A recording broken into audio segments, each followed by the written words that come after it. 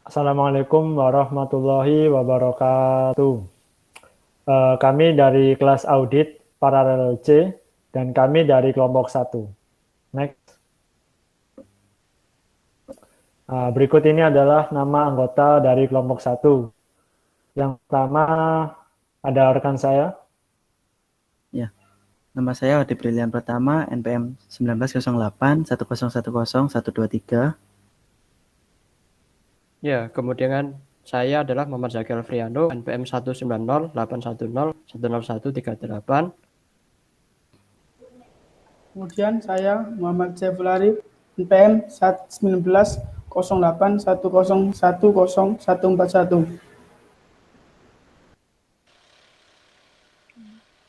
Halo, saya Fadila Yudo Dharma Parayana dengan NPM 1908 1010 172. Kemudian saya yang terakhir, nama saya Aditya Rizky Ardana, NPM saya 19081010178. Next.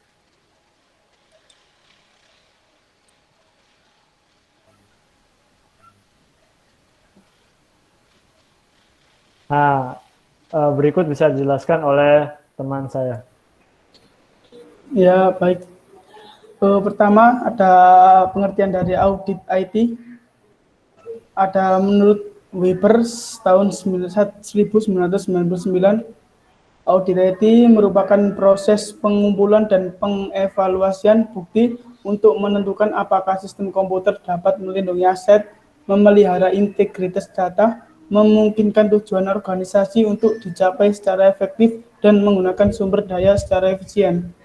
Kemudian ada pengertian audit IT menurut Gondo Dioto tahun 2003. Audit IT merupakan suatu pengevaluasian untuk mengetahui bagaimana tingkat kesesuaian antara aplikasi sistem informasi dengan prosedur yang telah ditetapkan dan mengetahui apakah suatu sistem informasi telah didesain dan diimplementasikan secara efektif, efisien, dan ekonomis. Memiliki mekanisme pengamatan aset yang memadai, serta menjamin integritas data yang memadai.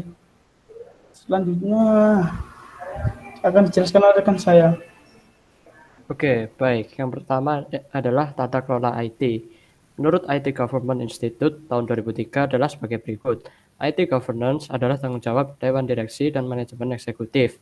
IT adalah bagian integral dari tata kelola perusahaan dan terdiri dari kepemimpinan dan struktur organisasi dan proses yang memastikan bahwa IT organisasi menopang dan memperluas strategi dan tujuan organisasi.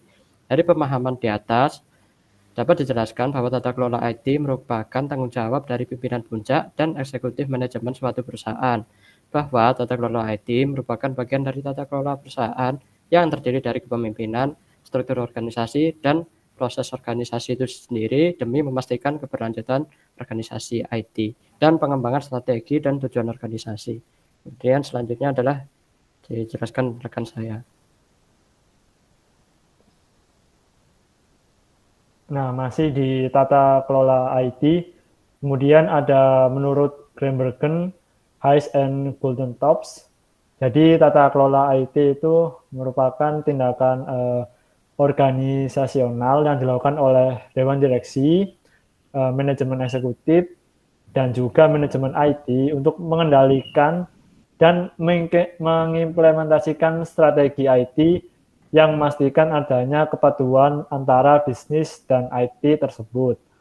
Kemudian ada menurut Tarigan, jadi tata kelola IT menurut Tarigan itu merupakan struktur dari hubungan dan proses yang mengatur organisasi untuk mencapai tujuannya dengan memberikan suatu nilai tambah dari pemanfaatan teknologi informasi sambil menyeimbangkan dengan resiko dibandingkan dengan hasil yang diberikan oleh teknologi informasi dan prosesnya tersebut. Kemudian bisa dilanjutkan oleh rekan saya. Ya, terima kasih. Kemudian untuk tata kelola IT, kelompok kami mengambil studi kasus dari instansi BPM PTSP dari Kabupaten Bone, Sulawesi Selatan. Nah, Pada penerapan tersebut menyangkut beberapa poin, diantaranya yang pertama, memastikan optimalisasi sumber daya, mengatur framework manajemen IT, manajemen rencana strategis IT, manajemen inovasi, manajemen sumber daya manusia, mengelola ketersediaan dan kapasitas, manajemen aset, manajemen konfigurasi, manajemen operasional, manajemen masalah IT, memantau, evaluasi, menilai kinerja dan kesesuaian. Ya, untuk selanjutnya mengenai penerapan audit IT akan dijelaskan oleh teman saya, Mas Edo. Silakan. Lalu yang kedua, terdapat penerapan audit IT pada PT Sinar Aceh. Proses audit yang dilakukan pada PT Sinar Aceh bertujuan untuk evaluasi terhadap kinerja intern divisi IT, sehingga dapat meningkatkan kinerja dalam mencapai tujuan bisnis perusahaan. Fokus penelitian dilakukan pada domain MI. Hasil dari audit ini adalah rekomendasi yang tepat untuk tata kelola IT pada perusahaan sesuai dengan COVID Framework 4.1. Hasil penelitian ditemukan bahwa tingkat kematangan tata kelola IT pada perusahaan pada level 0,85.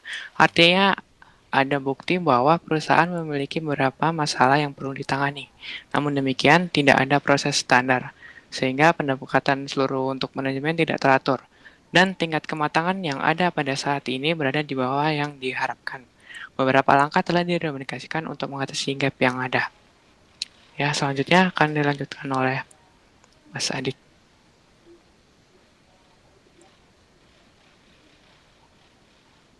Nah, ini adalah referensi untuk PowerPoint kami.